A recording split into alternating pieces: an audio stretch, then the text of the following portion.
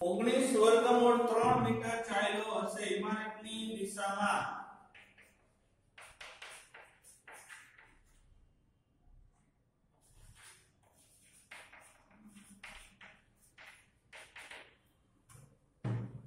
જો પહેલા અહીંથી આકૃતિ પ્રમાણે અહીંયા છોકરો ઊભો છે પણ 1.5 મીટર છે, અહીંયા 1.5 બાદ કરો એટલે 28.5 આવે। 30 ને આધારે tan 30 ab ના છેદમાં bf 1 ના છેદમાં વર્ગમૂળ 3 28.5 bf f આ બાજુ આવે એટલે વર્ગમૂળ 3 અહીં ગુણાકાર થાય। એ જ પ્રમાણે tan sin ને આધારે સામેની બાજુ એટલે ab અને પાછળની બાજુ એટલે bg તો વર્ગમૂળ 3 28.5 bg તો bg એટલે વર્ગમૂળ 3 છેદમાં જાય। હવે આ આખું માપ છે bf એમાંથી આ b અને g નું માપ કાઢી નાખો એટલે તમને g અને f નું માપ આવે। ઈ કયું માપ છે તો કે જો છોકરો છે એ ઊભો તો ત્યાંથી ઇમારતની દિશા તરફ કેટલું ચાલ્યો હશે એ આપણે શોધવાનું। તો bf bg 28.5 વર્ગમૂળ 3 માઈનસ 28.5 છેદમાં વર્ગમૂળ 3 તો 28.5 ગુણ્યા 3 માઈનસ 28.5 આ બેનો ગુણાકાર કરો એટલે અહીં ખાલી 3 આવી જાય એટલે 85.5 વધે। આ બેનો ગુણાકાર 85.5 માઈનસ 28.5 છેદમાં વર્ગમૂળ 3 આમાંથી આ બાદ કરો એટલે 57 છેદમાં વર્ગમૂળ 3 57 ના ભાગ 19 તેરી 57 3 એટલે બે વાર વર્ગમૂળ ભાગ એકવાર ઉડી જાય એટલે 19 વર્ગમૂળ 3 તો છોકરો ઇમારતની દિશામાં 19 વર્ગમૂળ 3 મીટર ચાલ્યો હશે। ચાલો લખી નાખો।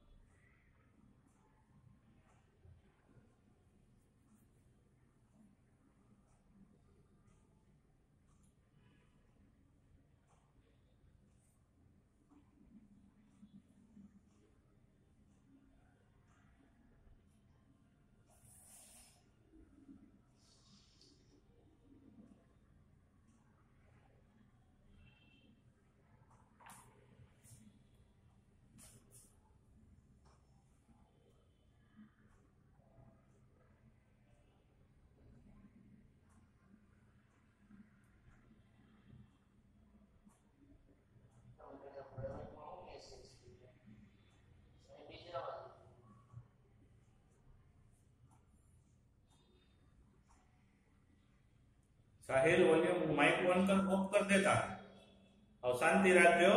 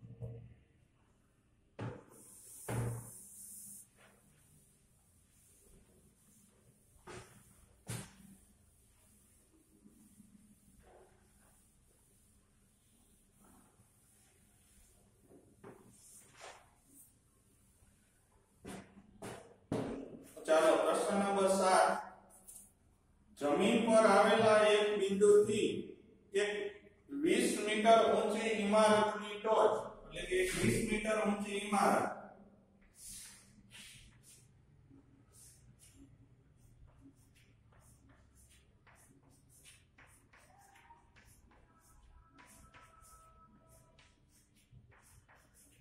આની ઊંચાઈ કેટલી 20 મીટર જોજો હરકો દાખલો સમજો ઇમારતની ટોચ પર રહેલ એક સંચાર ટાવરના તળિયો આની ઉપર એક ટાવર છે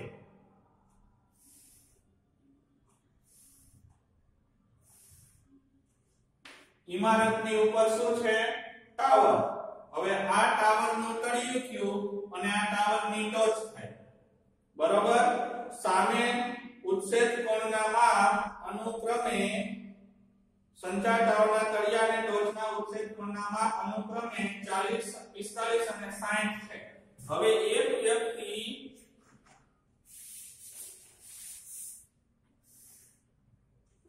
અહીંથી નિરીક્ષણ કરે એકવાર ટાવરની તળિયું જોવે છે આ ટાવરનું તળિયું છે તો ટાવરના તળિયામાં એને કેટલાનો ખૂણો માલુમ પડે છે તો કે 45 અંશ હવે અહીંથી જ ઊભા ઊભા ટાવરની ટોચને જોવે તો એને કેટલાનો ખૂણો માલુમ પડે છે 60 અંશ જોજો એક જ જગ્યાએથી પેલા ટાવર છે ઇમારત ઉપર એના તળિયાને જોવે છે અને પછી એ ટાવરની શું જોવે છે ટોચને જોવે ટાવરની ટોચ જોવે તો 60 અંશ અને તળિયું જોવે તો 45 અંશ હવે આ A આ B આ C અને આ D હવે CD કઈની પાસેની બાજુ થાય હું એમ કહું 10 45 ની પાસેની બાજુ કઈ તો CD અને સામેની બાજુ કઈ તો AC હવે હું એમ કહું કે 10 60 ની પાછળની બાજુ કઈ તો CD પણ સામેની બાજુ કઈ અહીંથી અહીંયા આવે છે એટલે આ ભાગ થયો બરાબર હવે આકૃતિમાં વ્યવસ્થિત જોઈ લ્યો પહેલા 10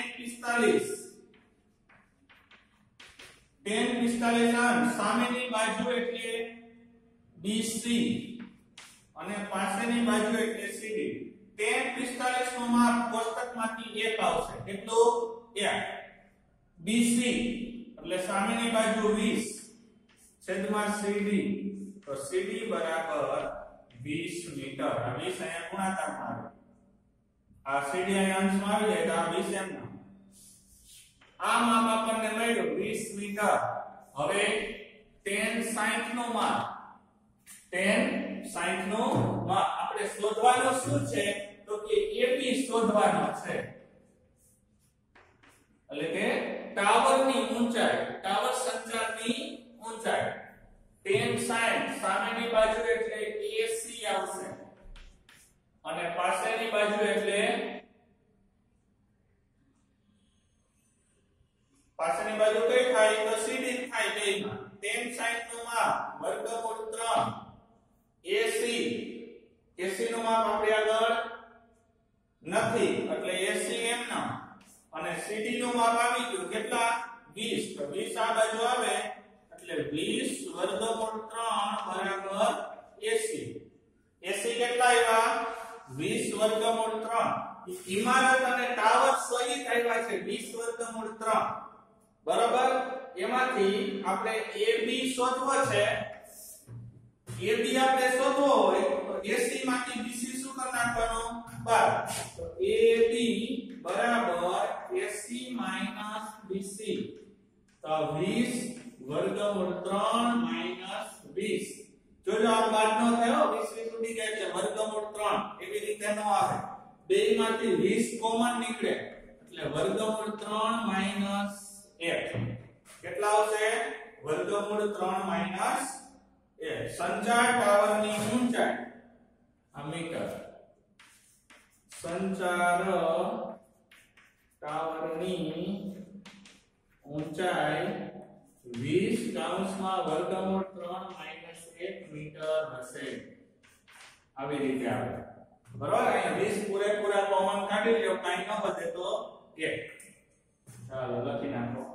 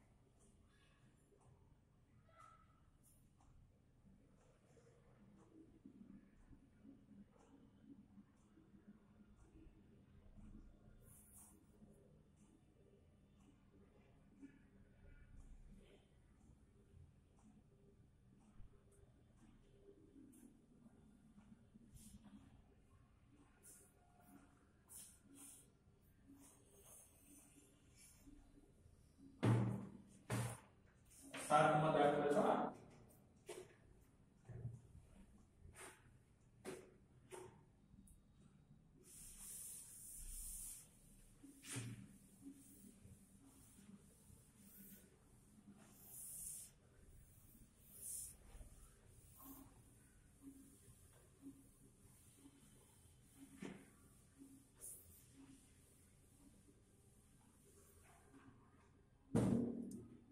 ચાલો દાખલા નંબર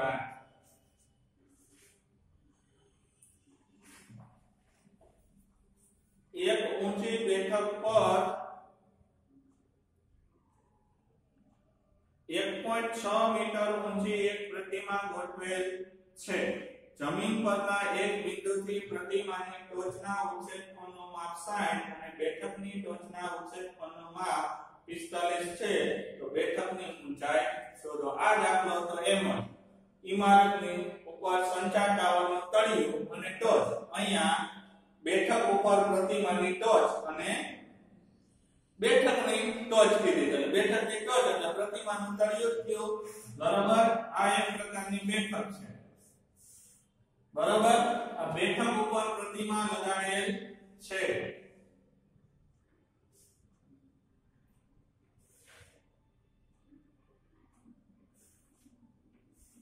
બરાબર આ પ્રતિમા છે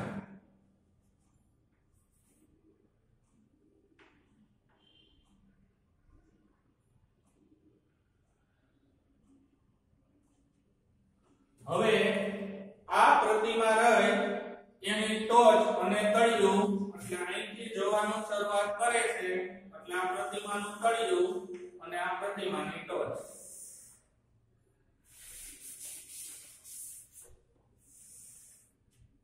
બરાબર એક જ બિંદુથી હવે એને અહીંયા પહેલા કેટલાનો ખૂણો માલુમ પડે છે 60 અને પછી 45 એટલે આ પહેલું 45 બોલી આકૃતિ હતી એમ જ અને આ 60 બરાબર આ A આ B આ C સોરી અહીંયા B આવશે આ C અને આ D ચાલો હવે આપણને પૂછ્યો છે પ્રશ્ન બેઠકની ઊંચાઈ શોધો આ આપણે શોધવાનું બરાબર 1.6 મીટર ઊંચી પ્રતિમા, આનું માપ છે 1.6 મીટર. કેટલું? 1.6 મીટર. તો હવે આપણે દાખલાની શરૂઆત કરીએ. તો પહેલા કયું માપ લેવાનું આપણે? 1045 બરાબર સામેની બાજુ એટલે BC થાય. કઈ? BC. પાછળની બાજુ બેયમાં સરખી CD. 1045 નું માપ છે. BC એટલે આપણે અહીં x ધારી લઈએ એટલે આખે આખું માપ થાય x + 1.6.